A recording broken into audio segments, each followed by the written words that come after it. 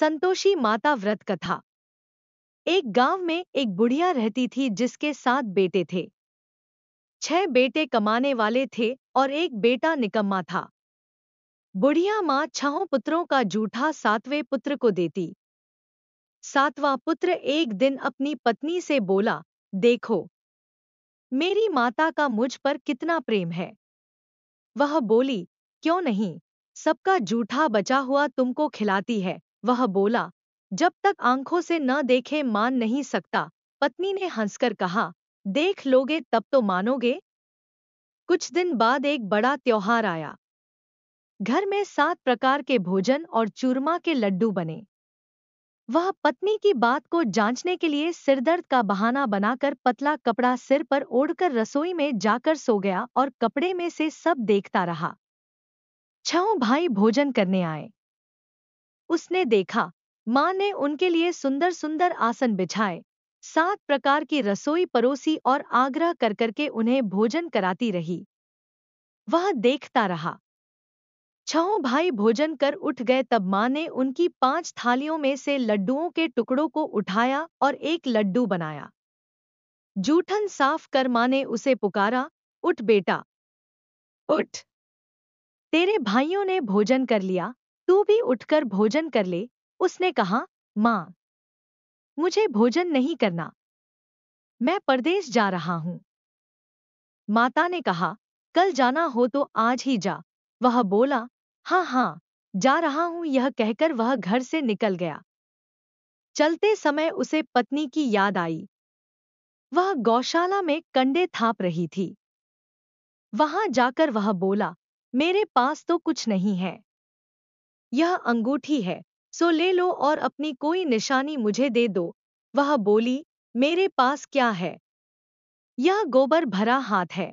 यह कहकर पत्नी ने उसकी पीठ पर गोबर के हाथ की थाप मार दी। वह चल दिया। चलते चलते दूर देश में पहुंचा। वहां एक साहूकार की दुकान थी। वहां जाकर बोला, सेठ जी, मुझे नौकरी पर रख लो। साहूकार को नौकर की सख्त जरूरत थी। साहूकार ने कहा, काम देखकर तनख्वाह मिलेगी। उसने कहा, सेठ जी जैसा आप ठीक समझें। उसे साहूकार के यहाँ नौकरी मिल गई। वह वहां दिन रात काम करने लगा। कुछ दिन में दुकान का लेन देन, हिसाब किताब, ग्राहकों को माल बेचना, सारा काम करने लगा। साहूकार के 7-8 नौकर थे। वे सब चक्कर खाने लगे।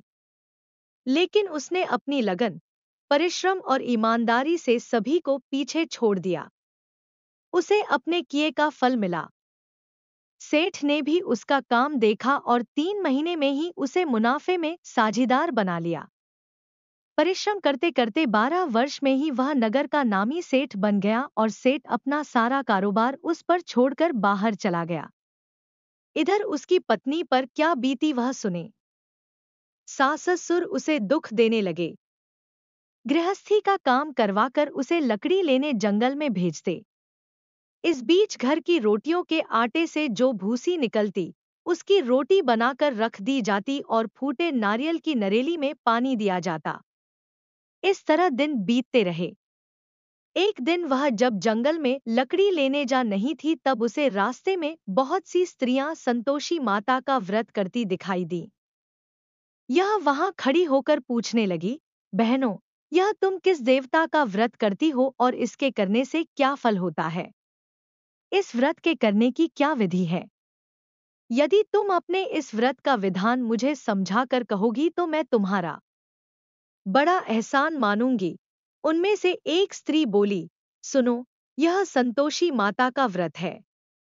इसके करने से निर्धनता, दरिद्रता का नाश होता है, लक्ष्मी आती है, मन की चिंताएं दूर होती है, मन को प्रसन्नता और शांति मिलती है, निपुति को पुत्र मिलता है, प्रीतम बाहर गया हो तो वह शीघ्र लौट आता है, कुंवारी कन्या को मन पसंद वर मिलता है, चलता मुकदमा खत्म हो जाता है, कलह क्लेश की निवृत्ति हो, मुख शांति होती है, घर में धन जमा हो, धन जायदाद का लाभ होता है तथा और भी मन में जो कुछ कामना हो सब संतोषी माता की कृपा से पूरी हो जाती है। इसमें संदेह नहीं। वह पूछने लगी, यह व्रत कैसे किया जाता है? यह भी बताओ तो बड़ी कृपा होगी। वह स्त्री कहने लगी, बिना परेशानी, श्रद्धा और प्रेम से जितना भी बन सके प्रसाद लेना। 5.25 से 5.25 आने तथा इससे भी ज्यादा शक्ति और भक्ति के अनुसार गुड़ और चना लें। हर शुक्रवार को निराहार रहकर कथा कहना, सुनना। इसके बीच कम नहीं टूटे। लगातार नियम पालन के करना।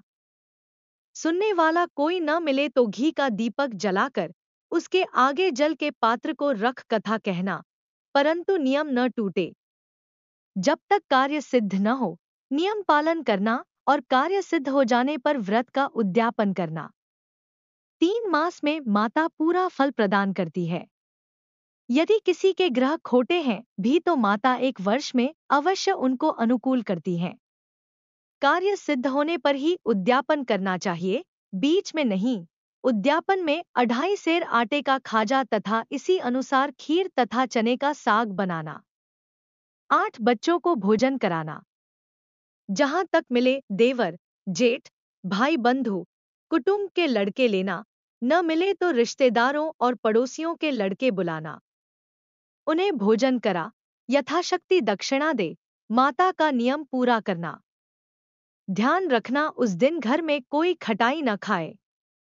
यह सुन वह वहां से चल दी। रास्ते में लकड़ी के बोझ को बेच दिया और उन पैसों में गुड़ चना ले माता के व्रत की तैयारी कर आगे चली। रास्ते में संतोषी माता के मंदिर में जा माता के चरणों में लौटने लगी। विनती करने लगी, माँ, मैं दीन हूँ, निपट मूर्ख हूँ। व्रत के नियम कुछ जानती नहीं। मैं बहुत दुखी हूँ। हे माता, मेरा दुख दूर कर, मैं तेरी शरण में हूँ। माता को दया आई।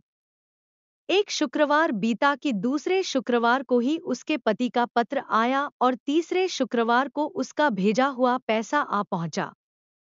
यह देखकर जेठानी मुंह सिकोड़ने लगी, इतने दिनों बाद इतना पैसा आया, इसमें क्या बड़ाई है? लड़के ताने देने लगे, काकी के पास अब पत्र आने लगे, रुपया आने लगा, अब तो काकी की खातिर बढ़ेगी, अब तो काकी बुलाने से भी नहीं बोलेगी। बेचारी सलता से कहती, भैया पत्र आए, रुपया आए तो हम सबके लिए अच्छा है। ऐसा कहकर आंखों में आंसू भरकर संतोषी माता के मंदिर में जा मातेश्वरी के चरणों में गिरकर रोने लगी। माँ, मैंने तुमसे पैसा नहीं मांगा, मुझे पैसे से क्या काम? मुझे तो अपने सुहाग से काम है। मैं तो अपने स्वामी के दर्शन और सेवा मांगती। तब माता ने प्रसन्न होकर कहा, जा बेटी, तेरा स्वामी जल्दी ही आएगा। यह सुन खुशी से बावली हो वह घर आकर काम करने लगी। संतोषी माँ विचार करने लगी, इस भोली पुत्री से मैंने कह तो दिया कि तेरा पति शीघ्र आएगा, पर आएगा कहाँ से? वह तो इसे स्वप्न में भी याद नहीं करता। उसे इसकी याद दिलाने तो मुझे ही जाना पड़ेगा। संतोषी माता ने उस बुढ़िया के बेटे को स्वप्न में समझाया, पुत्र, तेरी घरवाली कष्ट उठा पांच रही है। यह बोला, हाँ माता, यह तो मुझे भी मालूम है, परंतु क्या करूं? वहां कैसे जाऊं? परदेश की बात है, लेन देन का सारा हिसाब किताब है, कोई जाने का रास्ता नजर नहीं आता। आप ही कोई राह दिखाएं कि वहां कैसे जाऊं? माँ कहने लगी, सवेरे नहा धोकर संतोषी माता का नाम ले, घी का दीपक जला दंडवत कर और दुकान पर जा बैठना। देखते देखते तेरा लेन देन चुक जाएगा, जमा माल बिक जाएगा, सांझ होते होते धन का ढेर लग जाएगा। वह अगले दिन सुबह बहुत जल्दी उठा। उसने अपने मित्र बंधुओं परिचितों से स्वप्न में माता द्वारा कही गई बात कह सुनाई।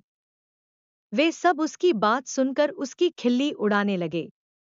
वे कहने लगे कि कहीं कभी सपने की बात भी सच्ची होती है।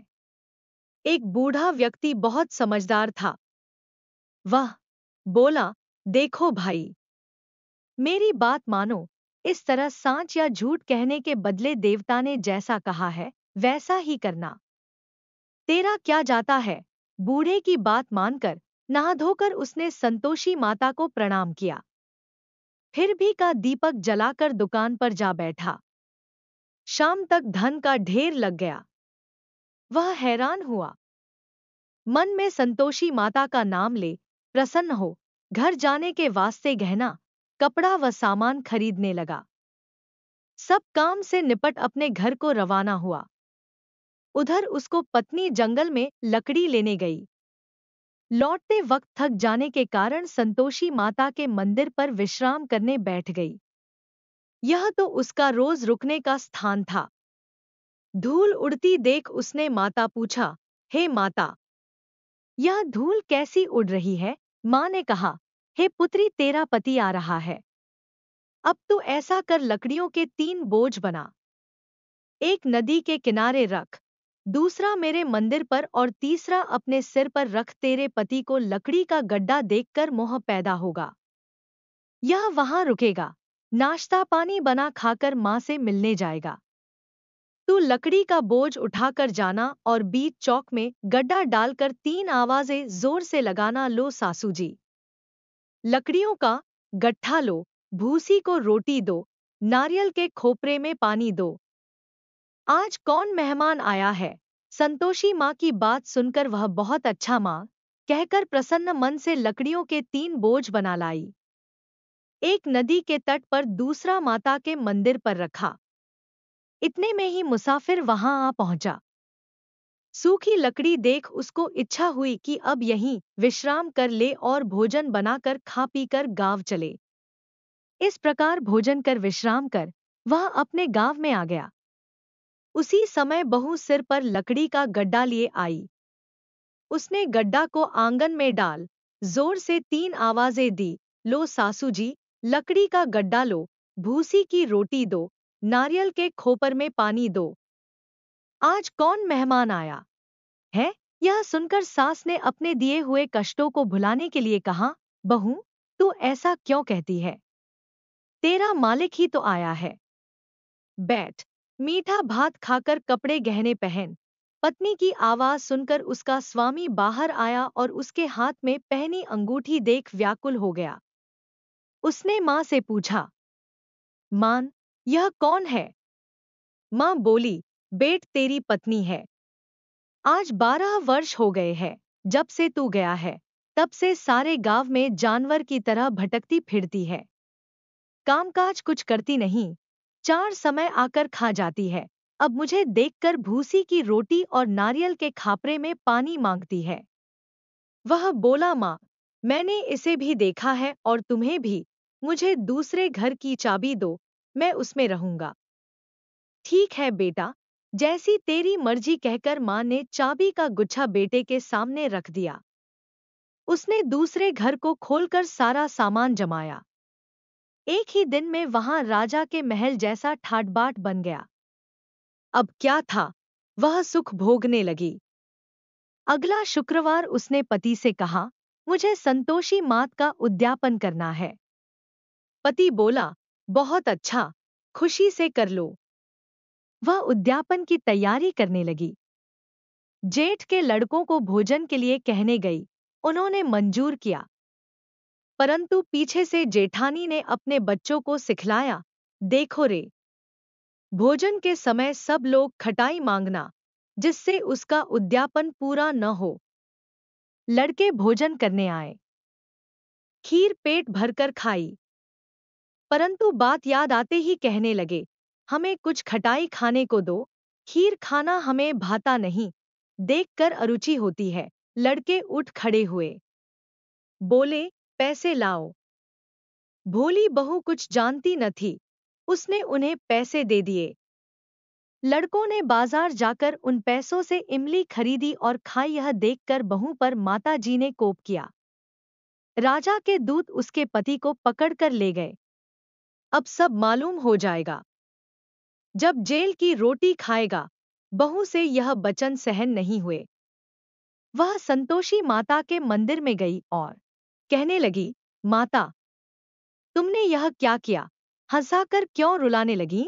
माता बोली, पुत्री, तूने मेरा व्रत भंग किया है। इतनी जल्दी सब बातें भुला दी। वह बोली, माता भूली तो नहीं हूं, न कुछ अपराध किया है। मुझे तो लड़कों ने भूल डाल दिया। मुझे क्षमा करो माँ। माँ बोली, ऐसी भूल भी कहीं होती है। यह बोली, अब कोई भूल नहीं होगी। अब बताओ, मेरे पति कैसे आएंगे? माँ बोली, पुत्री, जा, तेरा पति तुझे रास्ते में ही आता मिलेगा। वह मंदिर से निकलकर बाहर आई तो रास्ते में उसे अपना पति आता हुआ मिला। उसने पूछा, कहाँ गए थे? वह बोला, इतना धन जो कमाया है उसका कर राजा ने मांगा था, वह भरने गया था। वह प्रसन्न होकर बोली, भला हुआ, अब घर चलो। फिर अगला शुक्रवार आया। वह बोली, मुझे माता का उद्यापन करना है। पति ने कहा, ठीक है, करो। वह फिर जेठ के लड़कों से भोजन को कहने गई। जेठानी ने लड़कों को सिखा दिया कि तुम पहले ही खटाई मांगना। लड़के भोजन करने बैठे, लेकिन भोजन करने से पहले ही कहने लगे, हमें खीर पूरी नहीं भाती, जी बिगड़ता है, कुछ खटाई खाने को दो। यह बोली, खटाई खाने को नहीं मिलेगी, खाना हो तो खाओ। उनके उठकर चले जाने पर उसने ब्राह्मणों के लड़के बुलाकर भोजन करवाया। दक्षिणा की जगह उन्हें एक एक फल दिया। इससे संतोषी माता प्रसन्न हो गई। माता की कृपा से 9 माह बाद उसको चंद्रमा के समान एक सुंदर पुत्र प्राप्त हुआ। पुत्र को लेकर वह प्रतिदिन संतोषी माता के मंदिर में जाने लगी। माँ ने सोचा कि यह रोज आती है, आज क्यों न मैं ही इसके घर चलूं, इसका आसरा देखूं तो सही। यह विचार कर माता ने भयानक रूप बनाया। गुड़ और चने से सना मुख, ऊपर से मुंड के समान होंठ, उस पर मक्खियां भिन-भिना रही थी। दहलीज में पैर रखते ही उसकी सास चिल्लाई, देखो रे, कोई चुड़ैल डाकिनी चली आ रही, लड़को, इसे भगाओ, नहीं तो सबको खा जाएगी। बहू रोशनदान से देख रही थी। वही प्रसन्न हो उठी, आज मेरी माता मेरे घर आई है। यह कहकर दूध पीते बच्चे को गोद उतार दिया।